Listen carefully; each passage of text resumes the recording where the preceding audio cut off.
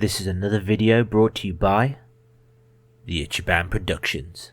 Like, comment, subscribe. So welcome everyone, happy days are here again. We're back with another tech review. This time we're looking at a facial interface and leather face pad for the MetaQuest 3 by AMVR. Me personally, I don't get on with the facial interface, the standard one on the Quest 3.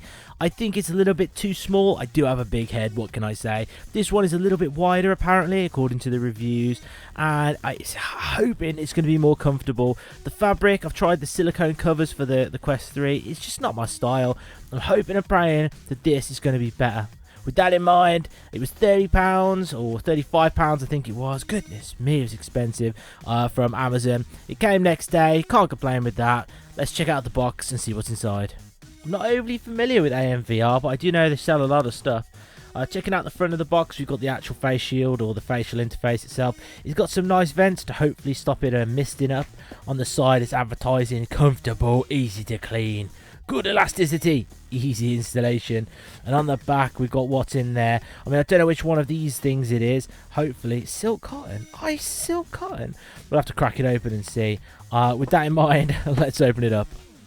I am quite excited to see what this is going to be like. I mean, I'm not holding out hope it's going to be amazing, but anything's going to be better than the standard face shield. I don't know why I keep calling it a face shield. And here we go, opening it up.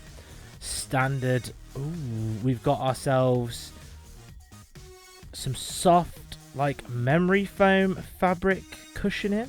I mean, that's not what I was expecting.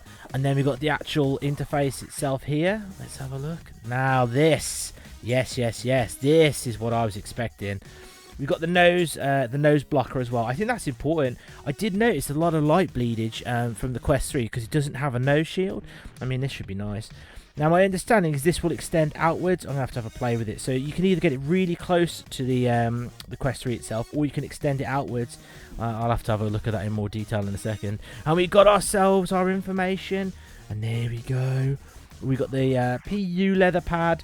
And we've got ourselves the breathable facial interface. Step 1, pull it out. Step 2, put it in. It does have the height adjustment, which you'll have to check out. And there we go. Large, medium, high. Makes you laugh, doesn't it? And yeah, there we go. So we're gonna have to pause the video here. Let's get the Quest out. Let's get it installed. And yeah, let's see what it's like.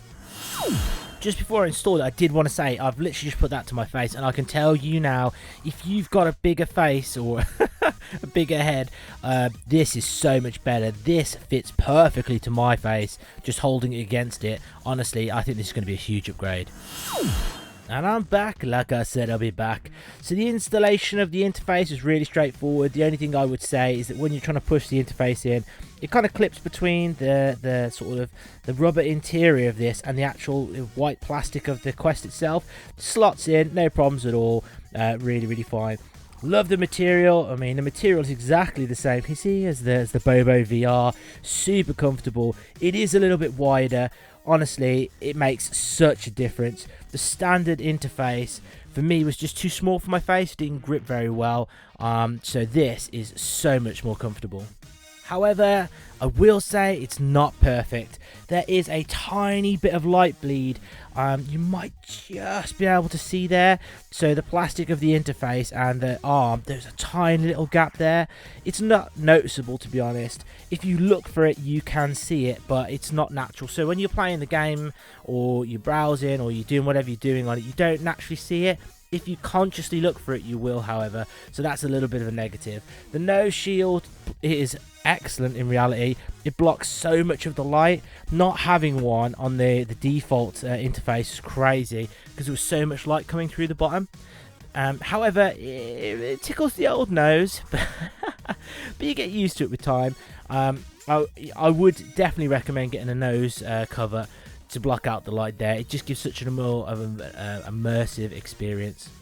The vents in the facial interface work a treat. There was no misting up, there was nothing like that. You know, it was excellent. Overall, I would say this is a solid addition to anybody's setup. So, putting a star rating on it, I'm going to give this about 5 stars out of 5 stars. For me, this is an absolute must-buy. For me personally, with my face shape and my head shape, this makes the Quest ultimately comfortable. I can say with the Bobo VR and that interface, this is the absolute perfect setup for me, and I would highly, highly, highly recommend it. At £35, I think it is a little bit steep, but I can't explain to you how much more comfortable it makes it for me personally, so I would say it is absolutely worth every penny. So with that in mind, if you enjoyed the video, give it a cheeky thumbs up. It tells YouTube it's a decent video and other people can use it to make an informed decision about whether this is for them or not. If you've got any questions or comments, post them in the comment section below. I reply to each and every comment. If you've got time to post a question or a comment, you will definitely get a reply.